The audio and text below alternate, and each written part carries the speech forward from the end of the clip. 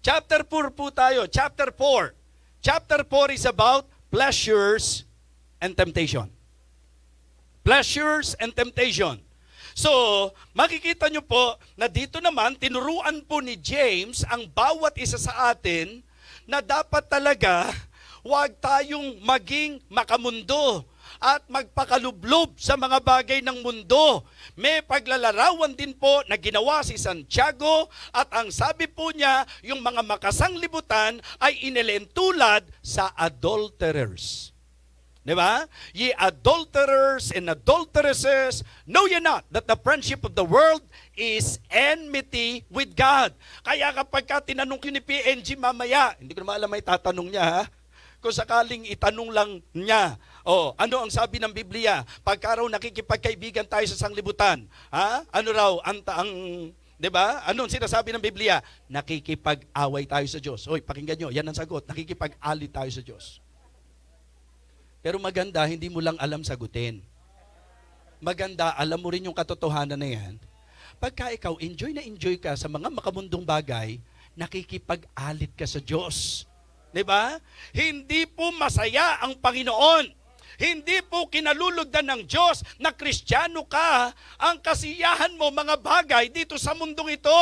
Kaya mga kapatid, wag naman sana na sa panahong ito na napakamasyadong moderno na ang takbo. Pati Kristyanismo, masyado na ring moderno mga kapatid. Kaya parang okay na, welcome na ang worldliness sa marami. Hindi po mga minamahal. Dapat makita natin na sa sinasabi po ni James, ang pakikipagkaibigan sa sanglibutang ito ay pakikipag-alit sa Diyos. Amen?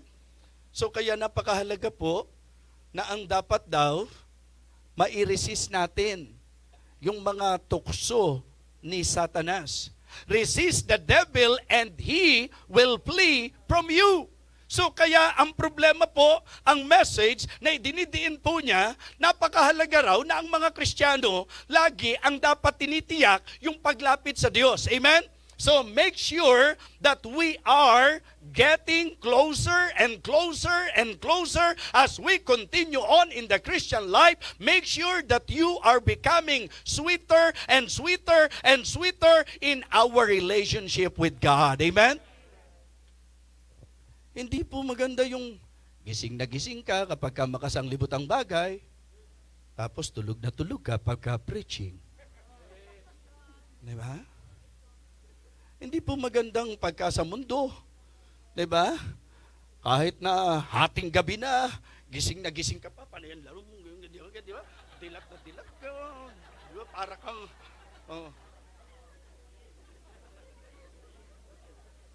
sabi ng mami mo, matulog ka na anak. Ano ba? Magwa 1 a.m. pa lang di ba? Ang aga-aga pa, paano hindi aaga? Umaga na yon. Pero kung maglaro, nilalabanan talaga ang tok. Di ba? Talagang with matching, ano pa ganyan. Tapos pagdating sa church service nakasmile pa ha? Talagang nakangiti pa, na bigay na natutulog. At ang malala nun, meron pang ganun. Oy, pagka nakatsyempo kayo, ha? Nahabang service, natutulog, tapos ganyan, may lumalaw, hatakin nyo mga kapatid, susunod yan. Susunod po yan. Hindi po gusto ko lang maging maliwanag sa inyo. Hindi nyo po basta kaaantukan ang isang bagay na kinasisiyahan ninyo. Pag nag-enjoy kayo sa isang bagay, aantukin ba kayo? Diba?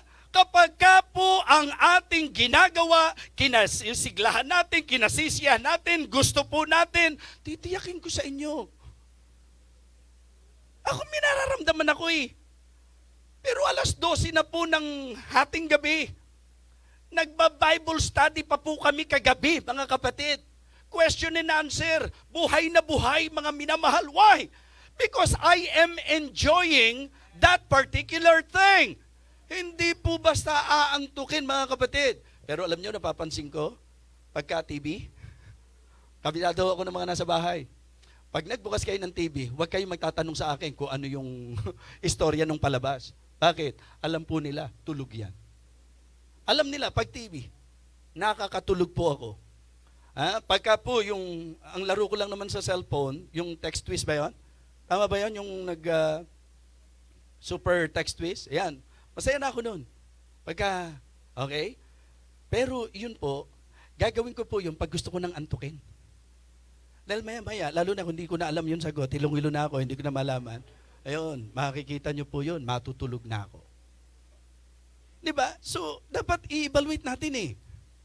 Bakit pagka sa mga activity sa labas? Bakit pagka sa mga bagay na makamundo? Bakit kapag ka po ang pinag-usapan kalayawan? Diba? Ba't buhay na buhay tayo? Pero sa mga bagay ng Diyos, para bang talong-talo tayo. Mga kapatid, submit yourselves therefore to God, resist the devil, and he will flee from you. Okay? Draw nigh unto God, and He will draw nigh unto you, and cleanse your hands, ye sinners, and purify your hearts, ye double-minded. Ang susi para po sa usapang pleasures and temptation, paglapit sa Panginoon. Amen? And then chapter 5.